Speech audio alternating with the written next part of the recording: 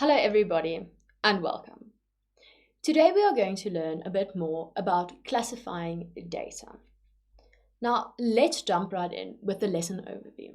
Now we are going to learn how to classify data that has been collected.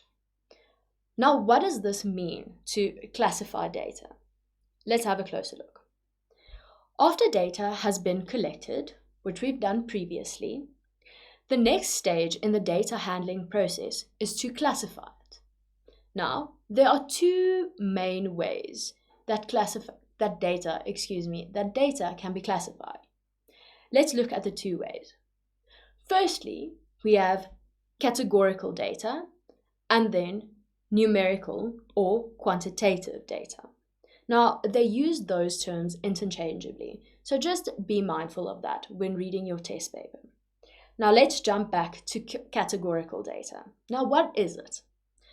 This data that cannot be measured numerically, emphasis cannot be measured numerically, but can be described like the color of sweets in a jar or the color of a car or anything in that. Then numerical or quantitative data. Let's look at that. This is data that can be measured by using numbers. Emphasize can be measured, like the height of a person or the number of books in your bag. Even things like the number of cars that drive past your house. This is another example. Okay, now let's take it a step further. Numerical data can further be classified into discrete data and continuous data. So let's first look at data that is discrete. If each value can only have one specific value that can be counted. Now this seems a bit confusing, but let's look at two examples to illustrate this further. Firstly, the number of bicycles. You can have one bicycle, you can have 5 bicycles, and if you're lucky, you can even have 8 bicycles, but you can't have half a bicycle. Another example, you can have 3 puppies, 6 puppies, but not a third of a puppy. So the decimals here is very important. Now let's look at continuous data. Continuous data is data that can have any value. For example, a person's weight may be anything between 0 to 100 kilograms or even more, but not 0, 1, 2, 3. A toddler or a baby can weigh 4.3 kilograms. As well as the amount of rainfall is also an example of continuous data. Let's look why. It can be any amount and does not have to be limited to a specific kind of value. Again, you can have 100 mol, but you can also have 100.5 milliliters of rain. Let's look at an example to illustrate this more. Let's read together. The Safety Airline Movement monitors airlines for safety and customer service. For each flight, the carrier must report the type of aircraft, the flight number, the number of passengers, and whether or not the flight departed and arrived on schedule. Now the question that they are asking is this. What variables are reported for each flight, and are they quantitative or categorical? Now, let me just go back, a quick recap of what each are. Categorical cannot be measured numerically. Numerical or quantitative can be measured using numbers. Now, let's have a look. First, the type of aircraft.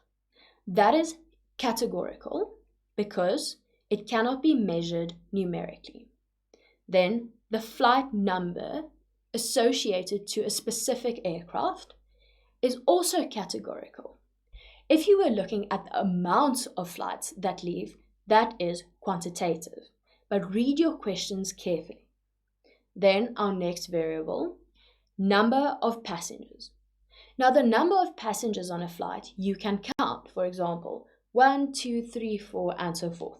So this is quantitative. Then your arrived or departed on time schedule.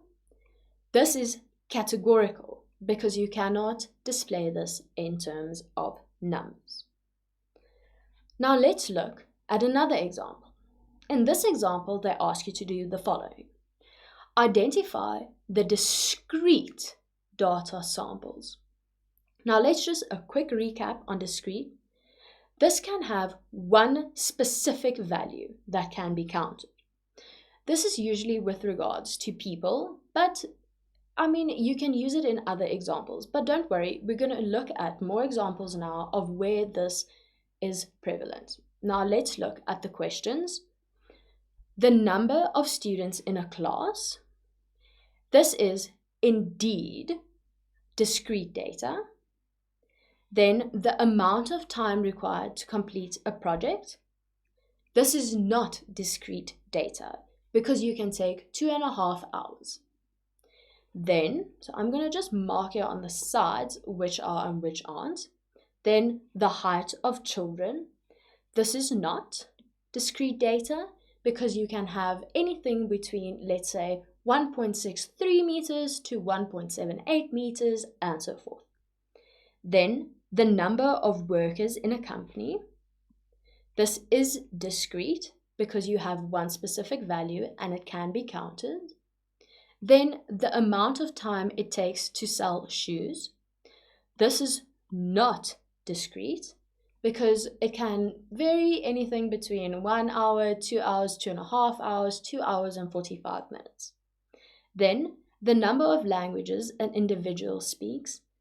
This is discrete data because they speak 1, 2, 3, 4 languages. And then the number of test questions you answered correctly. This is not discrete data because you can get 12.5 out of 20. Now, this is just the answers to the previous question if you want to go through it again at your own time. Now, our next example says, identify the continuous data examples. Just to recap, continuous can have any value. Now, let's read through them step by step. Firstly, the amount of time required to complete a project. This is continuous data.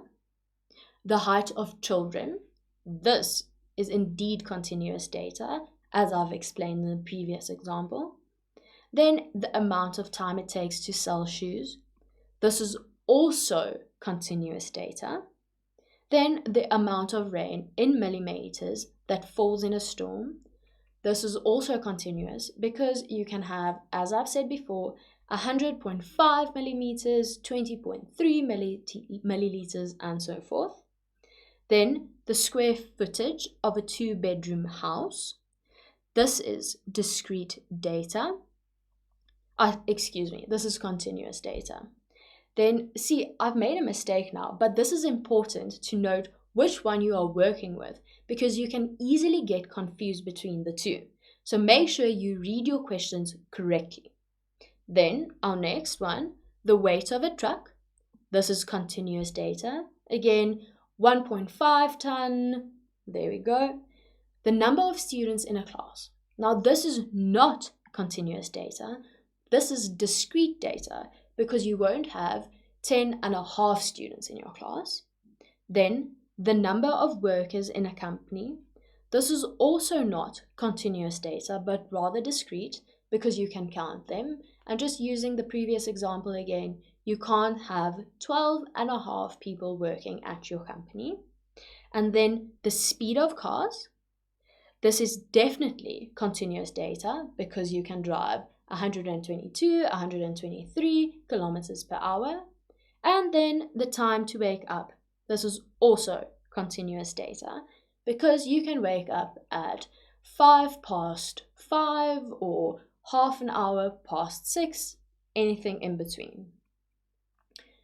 And here are just the answers to the previous questions, just to test yourself again. Thank you very much, and I'm looking forward to seeing you again next time.